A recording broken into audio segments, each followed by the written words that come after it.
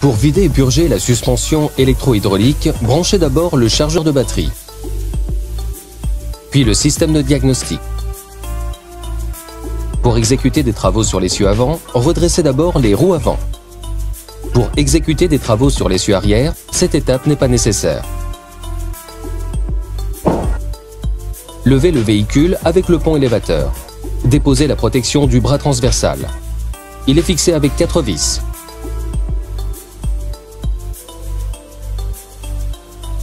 Vous pouvez maintenant déposer les capuchons de vanne d'arrêt et retirer les capuchons anti-poussière des soupapes de décharge. Pour purger la suspension électro-hydraulique, suivez les instructions du système de diagnostic. Appuyez sur la zone Système de suspension et d'amortissement actif.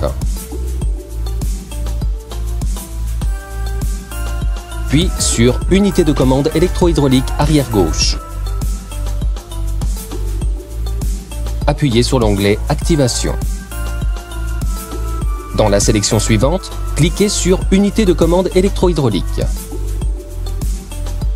Puis sélectionnez la jambe de suspension correspondante, dans notre cas, la jambe arrière gauche. Cliquez à nouveau sur Activation. Puis sur Vidanger l'unité hydraulique EHSE. Important, fermez maintenant ou plus tard les vannes d'arrêt. À défaut, la suspension sera endommagée au cours des étapes suivantes. Veuillez respecter le couple spécifié.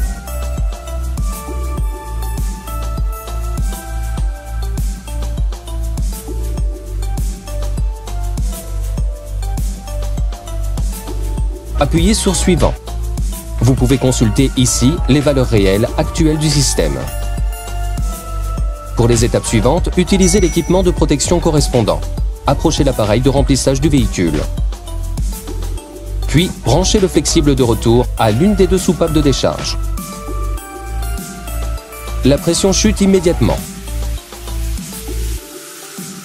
Branchez le flexible de retour également à l'autre soupape de décharge. Appuyez sur Suivant. Le système est maintenant purgé. Cliquez maintenant sur Remplir l'unité hydraulique EHSE, puis cliquez à nouveau sur Suivant. Branchez maintenant les 2 flexibles aux 2 soupapes de décharge. L'ordre est sans importance.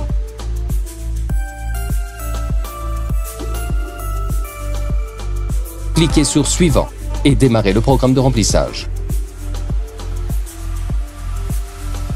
Allumez maintenant l'appareil de remplissage. Le rinçage et le processus de remplissage démarrent automatiquement.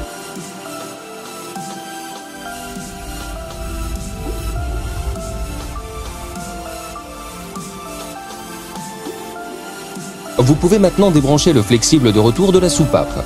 L'appareil doit rester allumé. Débranchez également le flexible arrivé. Éteignez l'appareil. Après avoir débranché les flexibles, la pression doit avoisiner les 40 bars. Si c'est le cas, appuyez sur Suivant. Important. Rouvrez maintenant les vannes d'arrêt.